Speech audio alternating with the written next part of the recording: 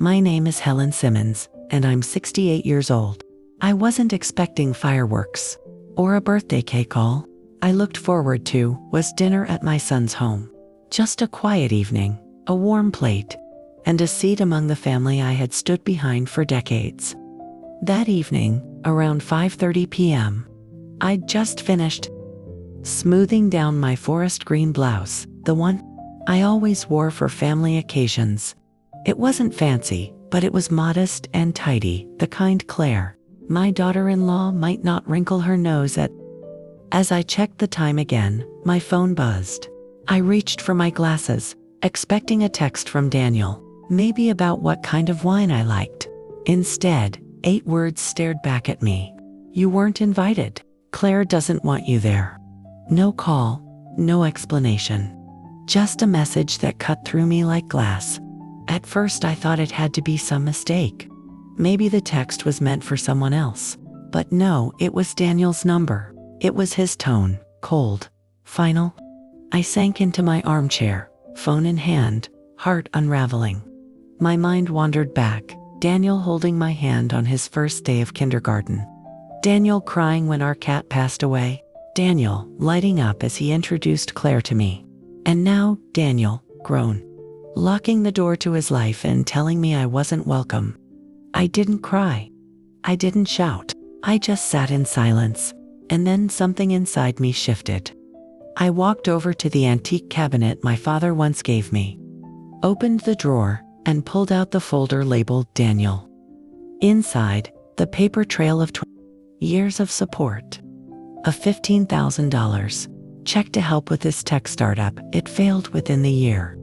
The receipts for Claire's graduate degree, wire transfers for car repairs, vet bills, that emergency trip to Paris Claire had to take. Every document told a story not of generosity, but of quiet expectation. My love had become their safety net. My name had faded into the background of their privilege. Only 5 months ago, Daniel had shown me a real estate brochure. "It's our dream home, Mom," he'd said. "You'll have your own room when you visit." I paid $95,000 toward the down payment, no strings attached. Just a mother's belief that love meant giving. Now, I realized I had bought my way out of their lives. I didn't rush to excuse them. I didn't defend their choices. I simply sat in the truth. I had spent a lifetime giving, and they had grown entitled to it. I didn't sleep that night. The text kept replaying in my mind, over and over. "Not invited. My wife doesn't want you there." By sunrise, I knew exactly what I had to do. I made myself a strong cup of chamomile tea, sat at the kitchen table, and stared at the stack of papers I had pulled from the drawer the night before. Then, I picked up the phone and dialed the bank. "Good morning, Willow Creek Savings. How may I assist you?" "My name is Helen Simmons," I said clearly. "I need to suspend all automatic payments from my accounts immediately." There was a pause. "All payments, ma'am?" "Yes, every single one. And I need to revoke the power of attorney I gave to my son, Doniel Simmons." I could hear the woman on the line typing. "That's a significant change. Mrs. Simmons, we'll need your signature to complete the full process. But I can begin the suspension right away." "That's what I want," I replied. "Start today." The silence that followed wasn't awkward, it was empowering.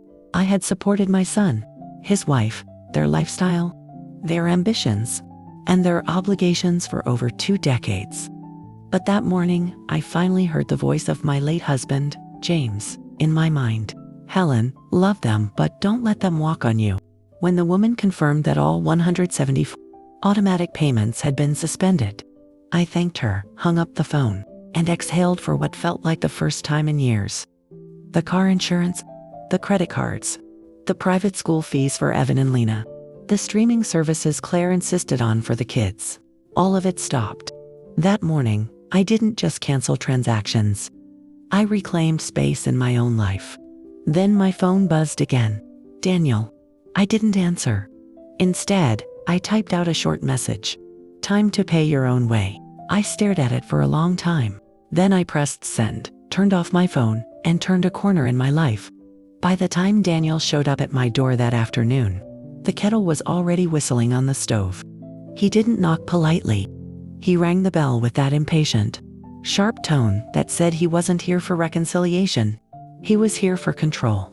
I opened the door, and he walked in without waiting for an invitation. "Mom, what's going on?" he snapped. The panic in his voice barely masked the irritation beneath. Claire's car payment bounced. Evan's soccer tuition didn't go through. The mortgage the bank called. "Did you cancel everything?" I nodded. "Yes, I did." "All of it?" he asked, stunned. "All 174 transactions," I said calmly. Comma. Daniel dropped into the armchair like he had been punched in the gut. I didn't raise my voice. I didn't cry. I simply looked him in the eye and said, "You uninvited me from your house, Daniel, the one I helped pay for. You sent a message saying your wife didn't want me there, and you didn't even try to stop her." "That was a mistake," he said, stumbling over his words. Claire was upset. "I didn't mean it." "You didn't mean to say it," I asked gently. "Or you didn't mean for there to be consequences." He looked away. I poured 2 cups of tea and placed one in front of him. He didn't touch it. "We have bills, Mom," he said finally. "Claire's student loans, Lena's therapy. We can't just. You've always helped us." "I have," I nodded. But that help became expected, and then it became invisible. He opened his mouth to speak, but I raised my hand. "Tell me one thing you've done for me, Daniel," I said, voice soft but steady. "One thing you did not because you had to, but because you wanted to. One thing that wasn't about you needing something from me." Silence, and in that silence, I found my answer. I let him in without saying much. Toby, my grandson, looked worn out, like someone whose bad habits had finally caught up to him. He dropped onto the couch, rubbed his hands together, and took a breath. "Grandma, I need help," he began. "My credit card's been frozen. I can't pay my rent. My car's overdue. I'm in trouble." I sat across from him, calm and composed. "How much do you owe?" He hesitated. "About $7,000. "And what did you spend it on?" He shrugged, avoiding my eyes. "Some stuff, a new phone, a trip with friends, a few parties." I nodded slowly. "You've been working for 2 years now, right? Still with the insurance company?" "Yeah." "So why haven't you learned to manage your money?" He looked like a scolded child, not a 23-year-old man. "I guess I always thought if it got bad, I could ask Mom and Dad, or you." "That's the problem," I said gently. "You've all gotten used to thinking I'd always be here to fix things. But I'm not your backup plan, Toby, and I'm not your bank." He leaned forward, desperation creeping into his voice. "Grandma, please.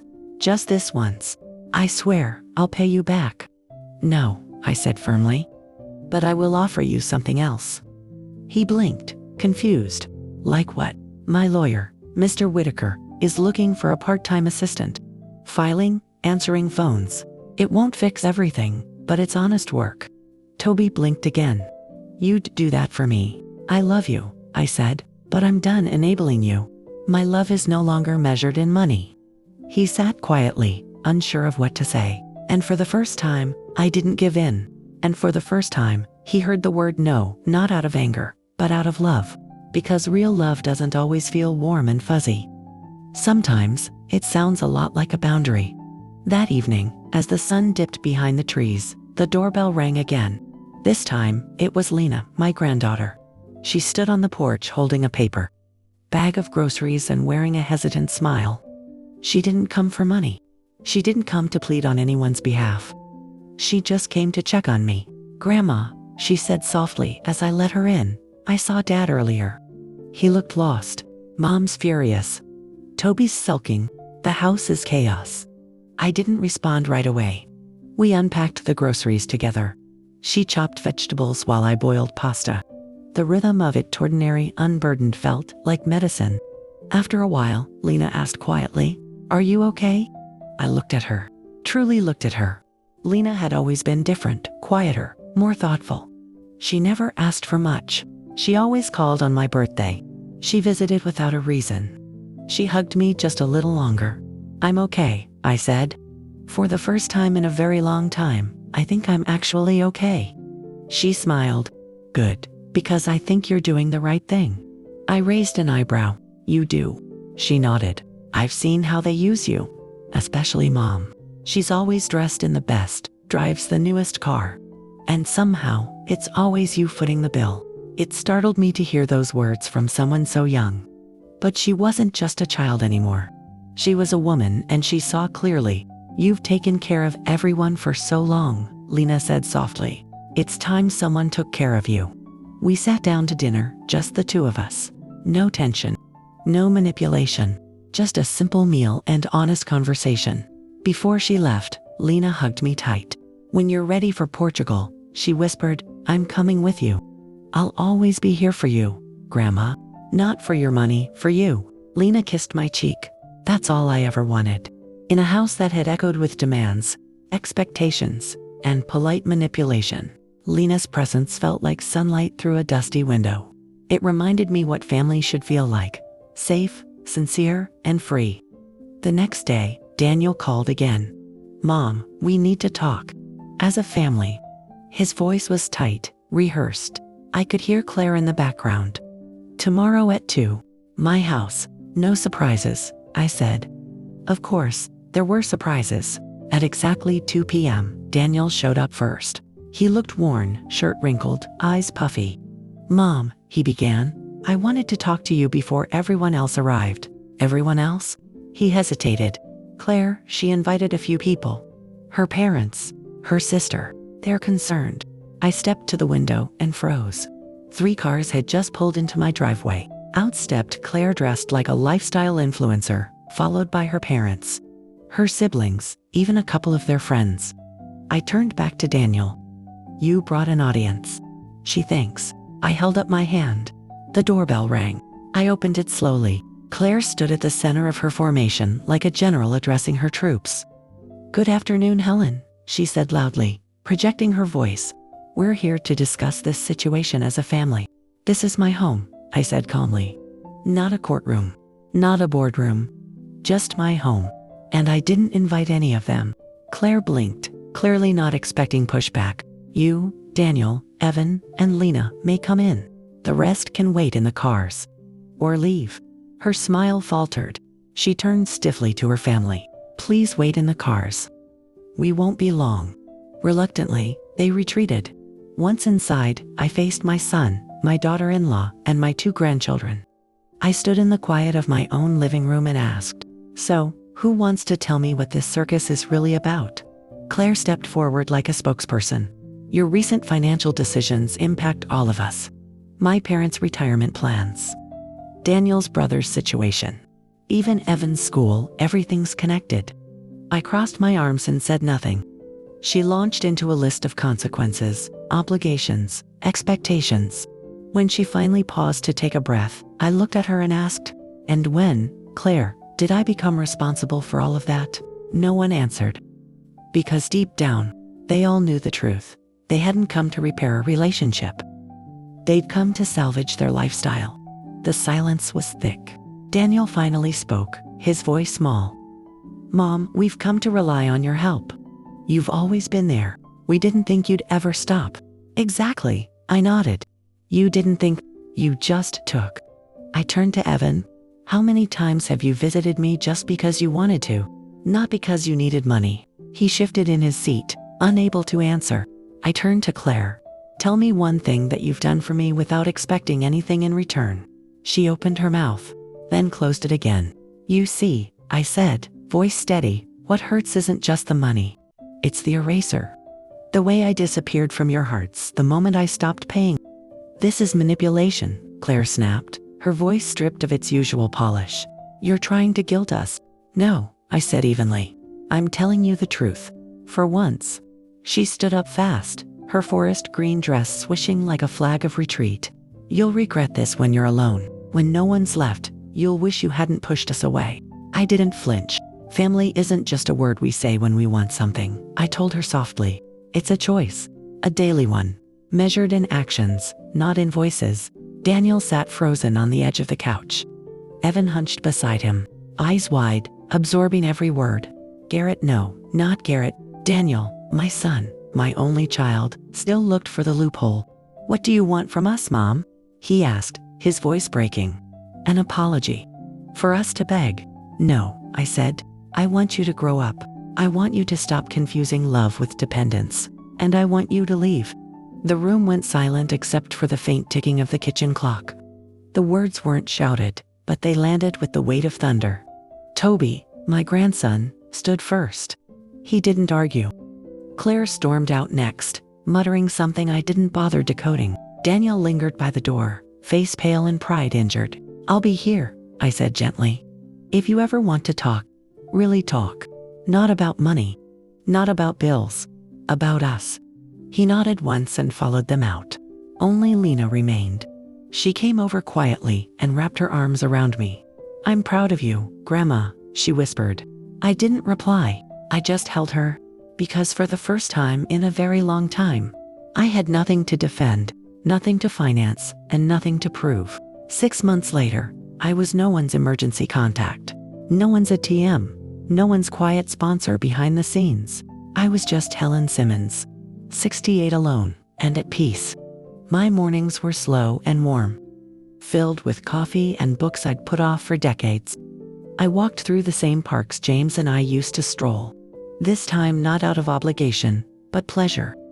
I even signed up for a watercolor class at the community center, something I'd always wanted to try but never made time for. Lena came by often. Not to borrow, not to plead, just to be.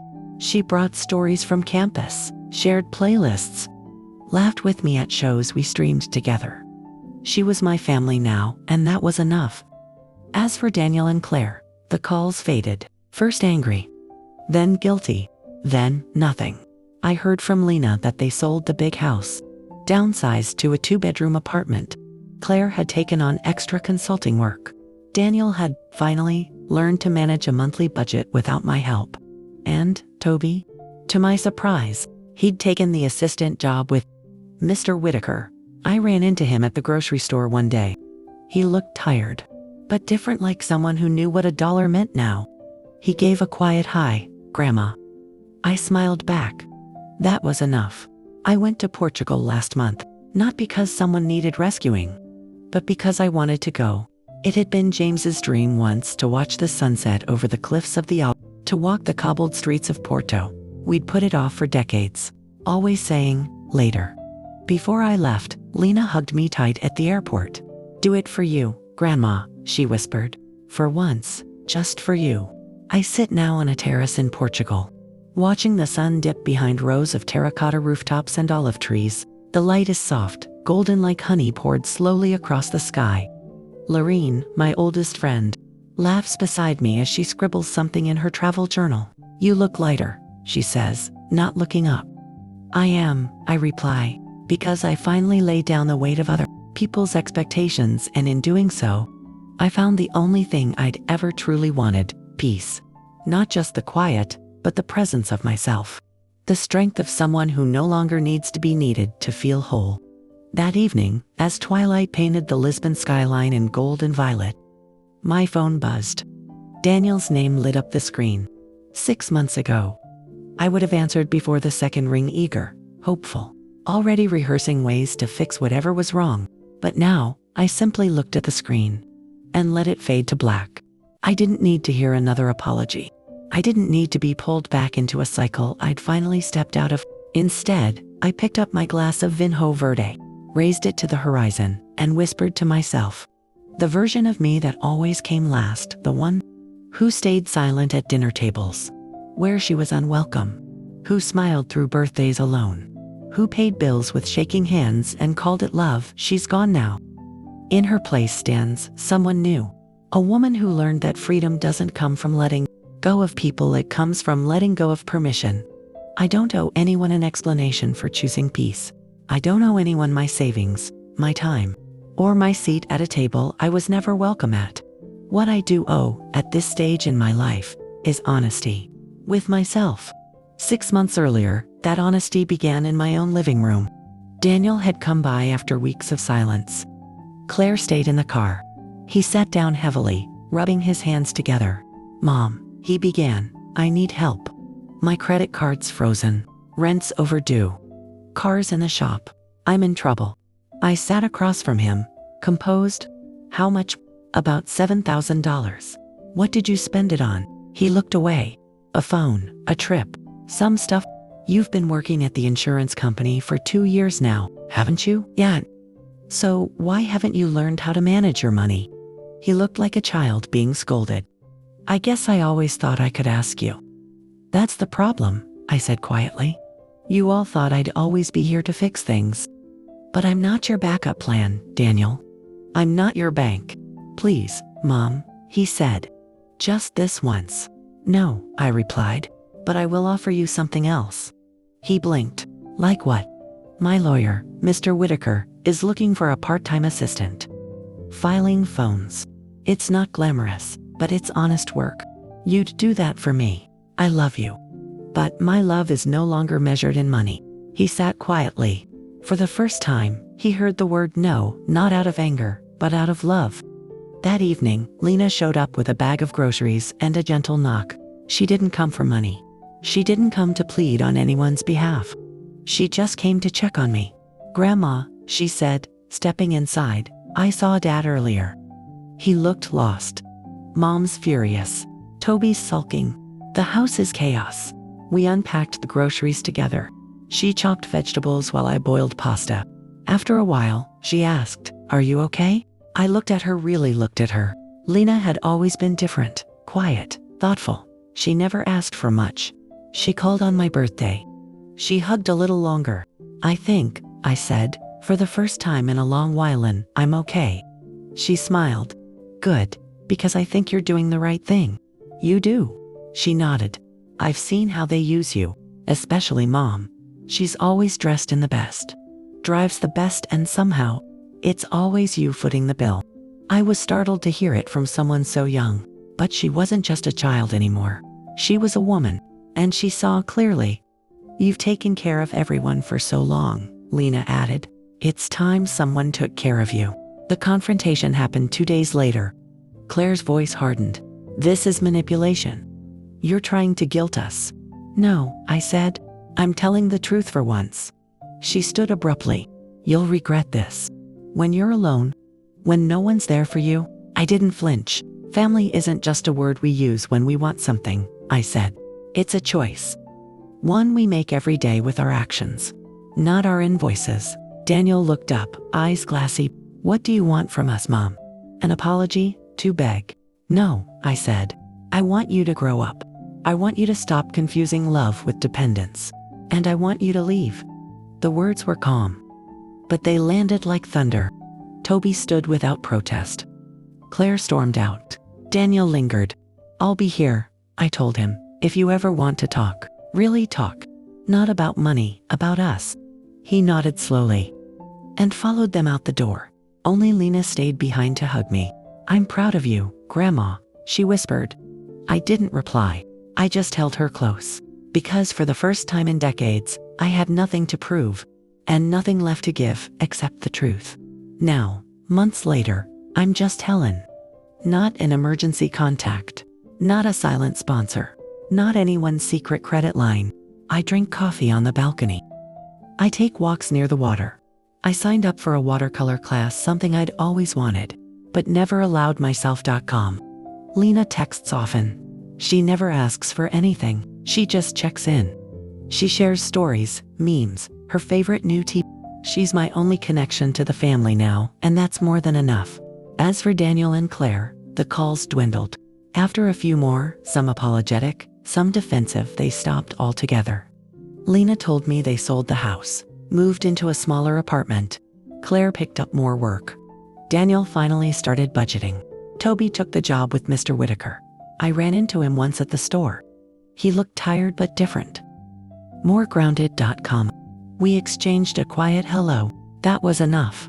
Later that night, as stars pierced the Portuguese sky, Lena texted again. A photo of her new apartment. A simple message. Grandma, I can't wait for you to visit. I made you a room. Just yours. Always. And I smiled, because sometimes the legacy we leave behind isn't the money we gave, or the houses we helped build. It's the truth we finally spoke, and the boundary we were brave enough to draw.